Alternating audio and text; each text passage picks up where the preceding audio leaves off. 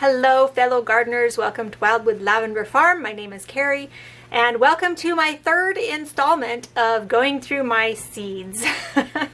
So the first video I talked about all of the things that I wanted to start planting right away, the colder weather crops, some of the root crops, some of the tomatoes and peppers that I want to get started. In my last video I talked about all the purple seeds that I have, all the plants that are going to produce purple items, and how much I love purple, and having a purple garden is just going to be so much fun.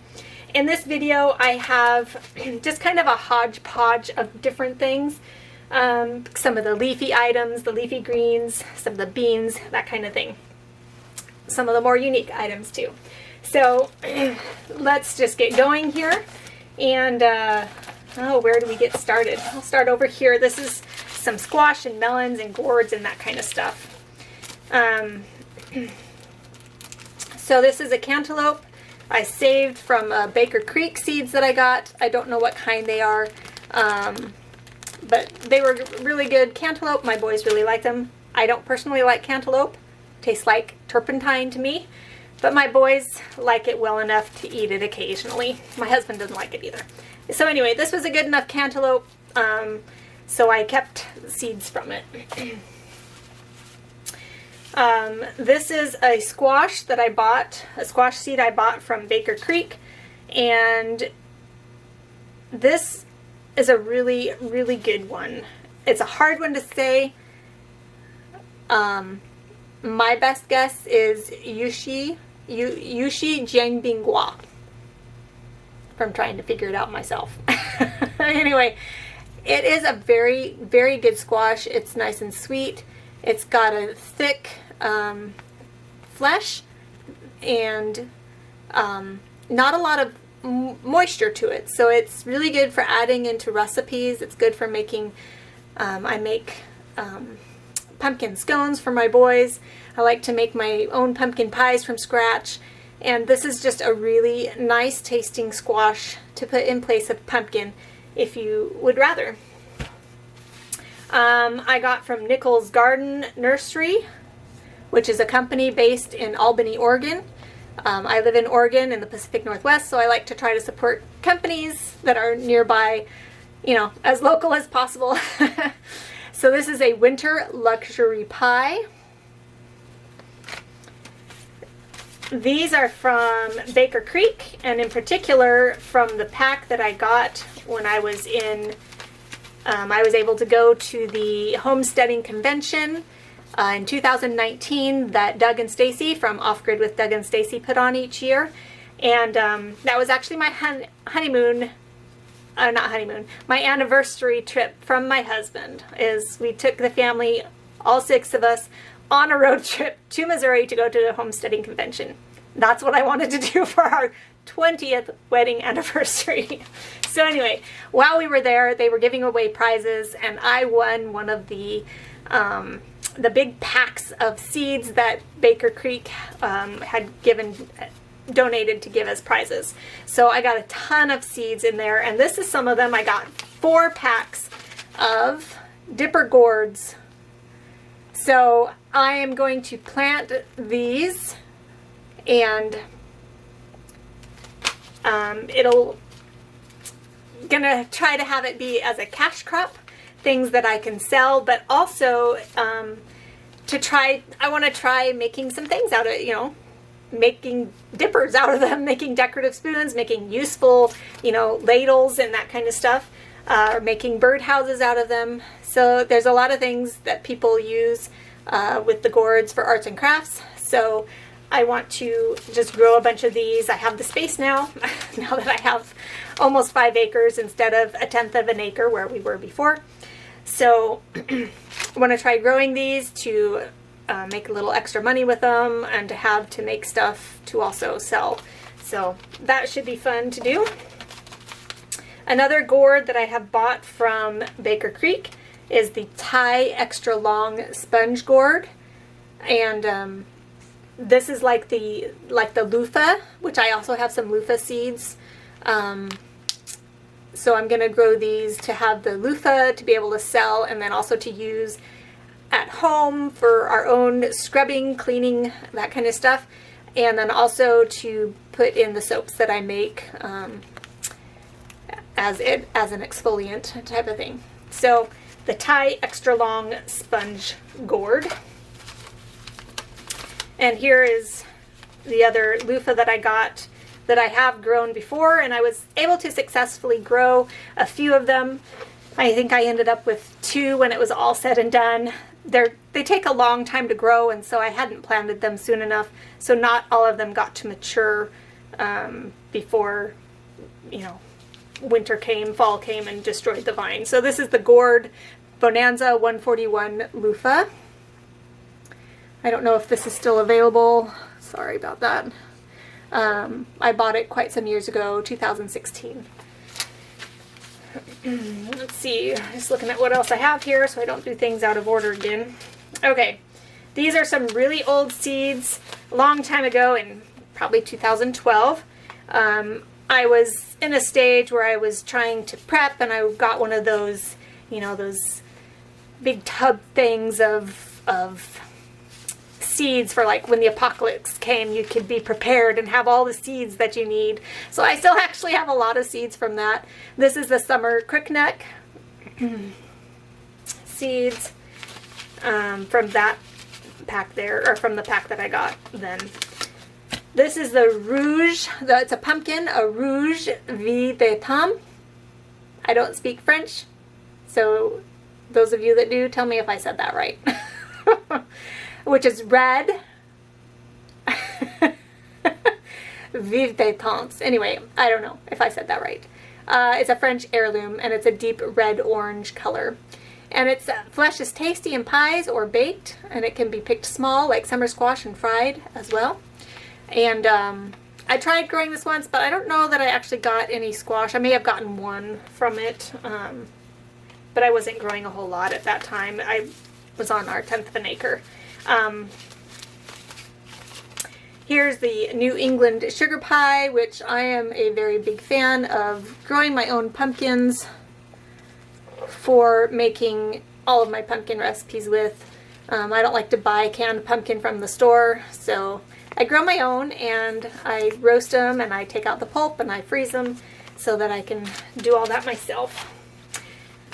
This one is a very interesting one, and I think when I planted these vines before, I didn't actually get any.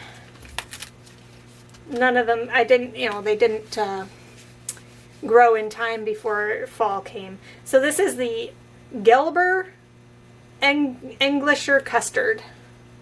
Gelber Englischer custard. And it's a lemon yellow fruit, patty pan style, but with a bizarre twist.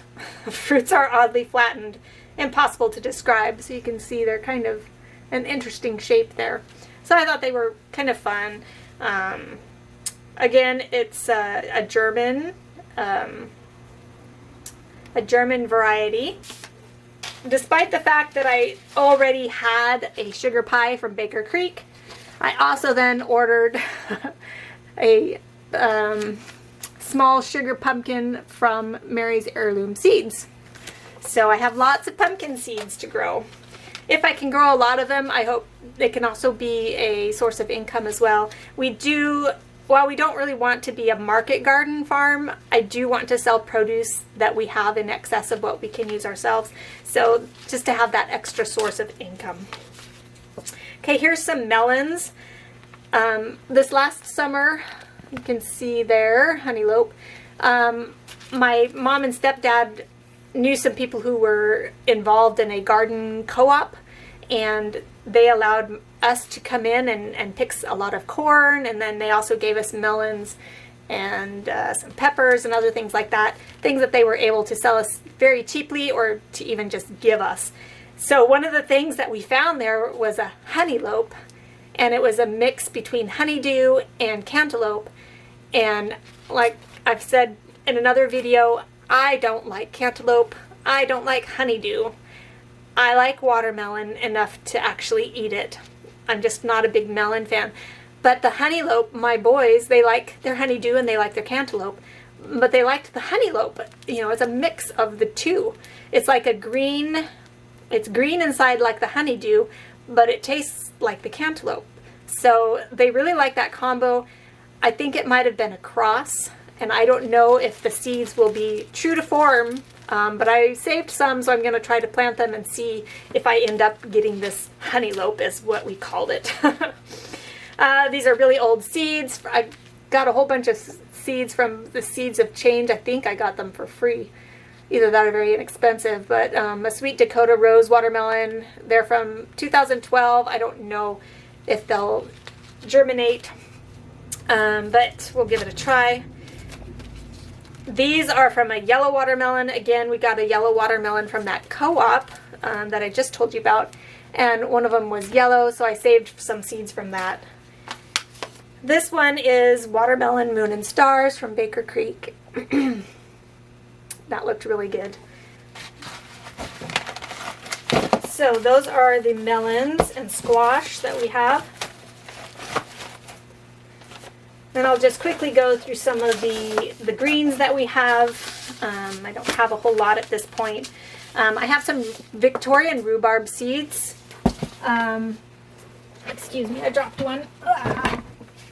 So I love rhubarb, and our new property has like 4 huge rhubarb plants on them that could stand to be separate or, you know, divided. And then I brought probably 3 or 4 starts of rhubarb from my old property, and then I have these seeds to start more. Is part of my food forest. You know, having perennial plants that produce is important to me. And I've also found it out that in our area, the grocery store has a hard time keeping rhubarb in stock.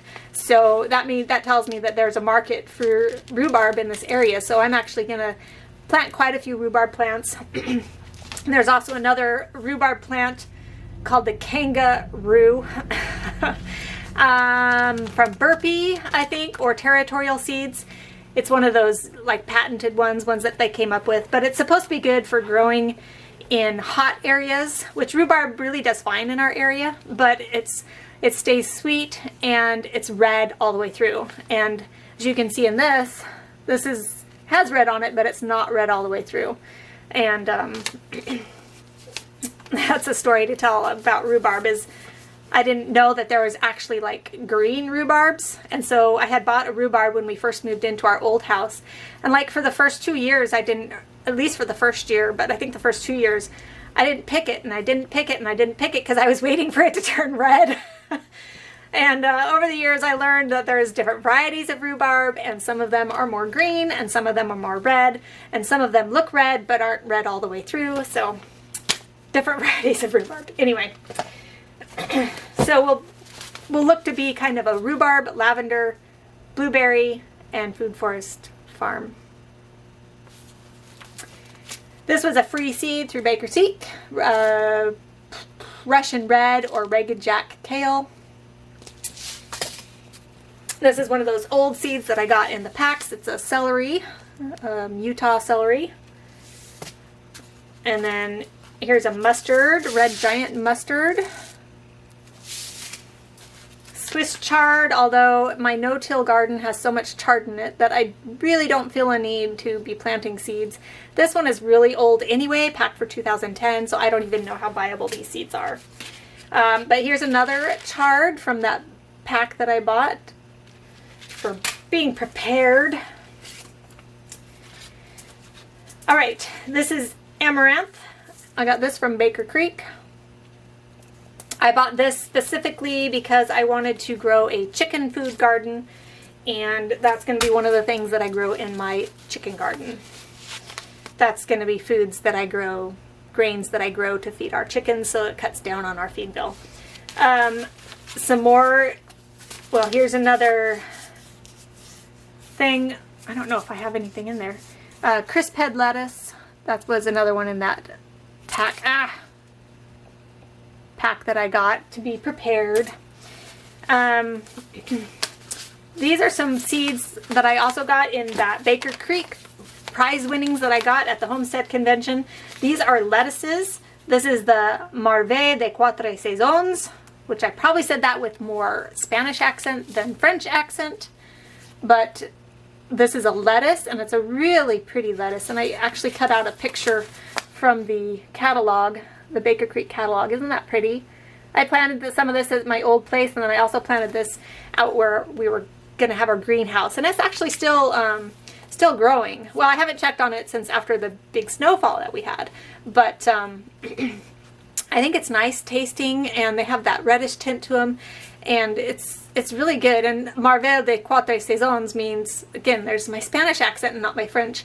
It means the marvel of 4 seasons. So apparently it will grow well in all 4 seasons. These are, and that's a 1 ounce package, so that's a lot of lettuce. These two are the same, and you gotta look at that name. For Ellen Schluss. And I actually cut out from the catalog on this too. It's an Austrian heirloom, and it means, the name means speckled like a trout. But I like to tear it apart and say for Ellen Schluss. For, you know, for a girl named Ellen Schluss. Anyway. But it's Austrian, and here's the picture of what it looks like. Isn't that pretty? I really like that. And I grew some of this before too, and it's really good lettuce too. But again, 2 ounces, that's a lot of lettuce. We're going to be growing lettuce for quite some time. This is more for, like, I don't know, market gardeners. And like I said, I don't want to be market gardener. I don't even know where to begin with selling produce like on that scale. So we'll just plant bits at a time for us and for our friends and family. This is really old lettuce. I don't even know. It's from 1998. Holy cow. So that's probably not viable at all anymore. I don't even know why I don't even know where I got it or why I'm hanging on to it, but it's a black-seeded Simpson lettuce. So, I don't know. We'll give it a try anyway. Here's Martha Stewart's crisp head lettuce. Doesn't want to focus. There we go. That's kind of old too. 2003. This is some more lettuce that I got for free. I got 3 packs from that Seeds of Change of this barcole lettuce. Kind of like a romaine. This is good lettuce too. It's the Sanguine Ameliori.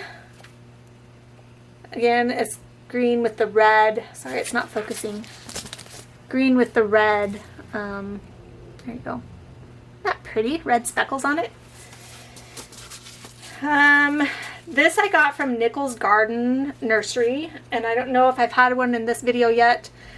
These are a local nursery in Albany, Oregon. It's actually on the other side of the state from where I am. But this is a Carmona Organic, and it's a red butterhead. And I remember seeing it online. It's very pretty, but that'll be a good lettuce to have as well.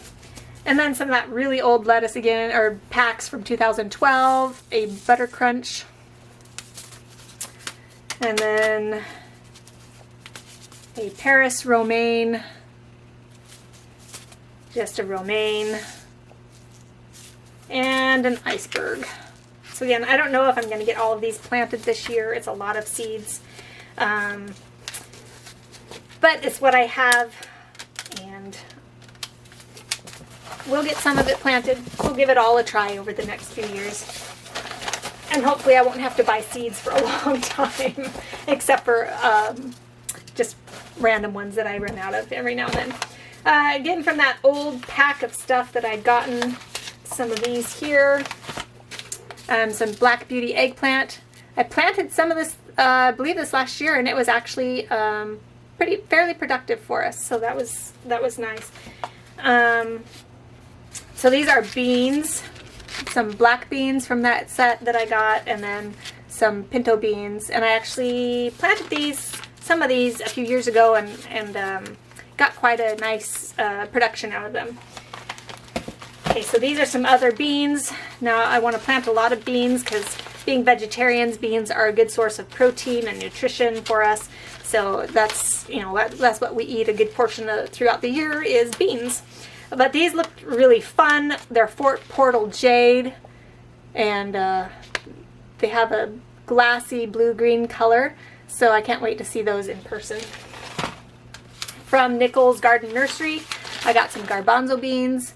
That's another highly nutritious legume that we can eat and add to our diet. This is actually empty, but I want to get more of these. And I actually think I have some in a plastic bag. Yeah, right here. I think I actually saved some. Don't know if this is them or not, but I know I grew these this last summer and I loved them. They were nice and uniform in shape and size. They make great for canning, for making dilly beans. Harvester bush bean. I highly recommend this variety. Oh, some Lima beans also from that one pack that I got to be prepared. I love Lima beans. Nobody else in my family does. So, but I'll tell you, I bought a 16 bean mix at the grocery outlet store and I made it into a soup, and most everybody in my family ate it, and it had Lima beans in it. I'm just saying. Mix those beans up with everything else. Another one from Nichols Garden Nursery is the Santa Maria Pinquinto beans. These make a good bean for like putting on, and I'm going to say this and you're probably not going to know what it is. But we bake them on, use them on haystacks. Now haystacks are well known throughout the Adventist world. I'm a Seventh-day Adventist, and somehow in our history somebody created this thing, this meal, called it a haystack. You put chips, some people use rice instead as a base, or maybe quinoa, but basically corn chips, then beans, and then layered on top of that. This is the order that I put them in, but haystacks can really be put in whatever order that you want. So I do chips, beans, cheese, grated cheese, salsa, lettuce, tomatoes, olives. That's what I do. But you just stack them like a haystack. And it's kind of like a taco salad in layers. Some people will add sour cream. There's even a Hawaiian version which uses pineapple and that kind of stuff. And that's beyond me. I don't put pineapple in foods like that. But anyway, some people put avocado on there. Oh, there's a wide variety of cucumbers. Some people put cucumbers on there. So it's a healthy meal. It's an all-in-one. You know, you get this combination of foods on your plates, and it's all the nutrition that you need for one meal. So it's a really healthy vegetarian meal, and the Pinquinto bean I found is one that is really tasty on that. So these are some really old beans again from 2011.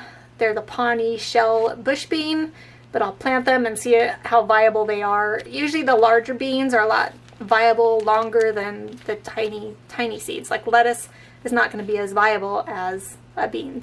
So we'll plant these and see if I can get some Pawnee shell bush beans.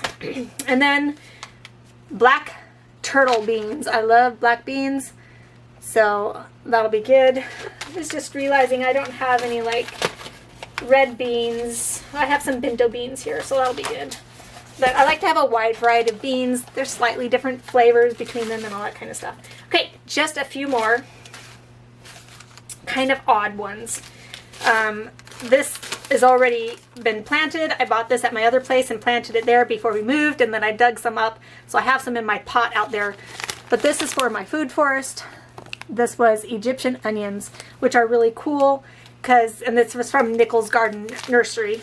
But this is really cool because the tops of the Egyptian onions, the part where it flowers out and the seeds form, they actually start forming the bulbs on the top there, and as the bulbs grow, it gets top heavy and topples down to the ground, and wherever it falls, then new onions will start growing there. So it's, you know, you plant Egyptian onions over here, and as they grow, they topple over, and they, you know, pretty soon you have Egyptian onions over here and over here. So I thought that was a really cool thing to have for my food forest, because it's something that just keeps regenerating itself and you don't have to keep replanting it. This right here is another thing that I got in that pack that I won from the homesteading convention, and I don't know if I'll be able to grow this here. It's called the naranjilla. I think I'm saying that right. It's an Andean fruit. And it's, when I first saw it, I thought it was kind of like a persimmon, but it's not. It's just a 2-inch round fruit, yellow, orange in color. Perfect for making delicious sweet tart juice. Yeah, so I don't know what it's like. I don't think it's really good for growing in my area, but we'll give it a try. Even if we have a potted plant for inside, we might as well give it a try, see what it's like. All right, then some... Okay, so more from their catalog. This plant takes at least 6 months to bear and is quite attractive as a potted plant. We started plants indoors about February 1 and started to harvest fruit by mid-September in the garden. So, yeah, it's a unique fruit from the Andes. Delicious, sweet and sour taste, orange flavor. It's unique. Never heard of it before. From Mary's Heirloom Seeds, I got some mountain cranberry. Sorry, focus. And so this is something for my food forest. It's going to be one of the ground cover crops. And some more ground cover crops for the food forest. I have a couple of wild strawberries here.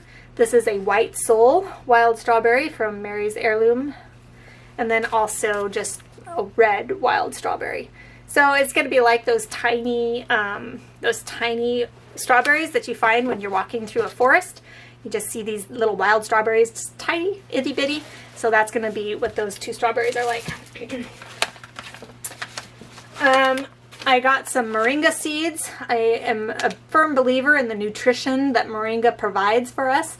I've been taking Moringa for months now, and while I've never been diagnosed with arthritis, I was starting to notice joints in my hand and in my feet. My hands and my feet. And I haven't gone to see it. I haven't talked to my doctor about it yet or anything. But I was watching Big Family Homestead with Brad and Krista, and they were talking about Moringa and what it's done for Brad's arthritis. And I was determining that the pain in my joints and stuff was inflammation. And there is a history of arthritis in my family, so I was starting to think, you know, maybe this is the beginnings of arthritis. I started taking the Moringa, and within 2 days, I think, the pain and inflammation went away. So I take Moringa daily, or I try to take it daily. Sometimes I forget. But I thought I would get some seeds and try to grow it. It's not something that will be year-round here. It's not perennial in my zone, but it can be an annual. So I'm going to try growing it to see if I can get it to grow here, and then I can get my own Moringa powder. This right here are seeds from soap nuts. I don't know if you've heard of the soap nut tree or not. I can't think of the other name they have for it right now. But the nuts of the soap nut tree, or the berries, actually they're not really nuts. The casing around what these are, when you add them in water, it produces a soapy substance. And a lot of people, maybe you've heard of people using them in laundry. And I was using them as laundry in my laundry wash, and I think they do a really good job. And I was doing a lot of research on being able to grow my own soap nut tree. And so I got some seeds, and I tried growing some, but I did not succeed. But I still have some more. They're kind of old, but I'm going to give it a try again, give it the old college effort, and see if I can't get a soap nut tree or 2 growing for my food forest. Because I think our climate might be okay for growing these. From what my research says, it's iffy, but it might be possible that they will actually grow in our area. So hopefully I can get these to germinate. We'll see. It takes a special technique for doing that. And then one last thing that I have planted already. I planted it at my old house in a pot, in a planter, and then I dug them all up for the year, and then you're supposed to replant them again in the fall. And that is the Saffron Crocus. And I actually have planted them in a raised bed that's in the herb garden on the other side of my house. And they've grown up, or they've sprouted, and the greenery's up, but I haven't seen any blooms yet this year. But what's special about the Saffron Crocus is, if you've heard of the seasoning saffron, that's where this comes from, is the Saffron Crocus. And you can grow your own saffron. Have you seen how expensive saffron can be? Major expensive, but you can grow your own. I got these bulbs, I think from Baker Creek, 25 bulbs for $20. And you harvest the stamens. I think it's the stamens. Stamens are the pistils. I think it's the stamens. Anyway, they're the red stamens, and there's about 3 in each flower that comes up. And so when each flower blooms, you can try to pull the stamens out, I guess, without picking the flowers, but typically, I think you would pick the flower and then pull out the stamens. I would use tweezers to pull them out because they're really, really fine. But then you dry them and you stick them in a little jar, a little container, a little baggie, whatever you want to keep it in. And then you have your own saffron for seasoning. So I haven't really cooked a lot with saffron, but I liked the idea of being able to grow my own. I think paella is a Spanish dish, and that's seasoned quite often with saffron. And I liked paella when I was there in Spain. And so anyway, it could also be something, if you grow enough of it, maybe you can sell it. But you know, it's very time consuming to pick those saffron stamens to harvest them and to dry them and whatnot. But you could at least supply your own seasoning, your own cabinet with this very, expensive seasoning.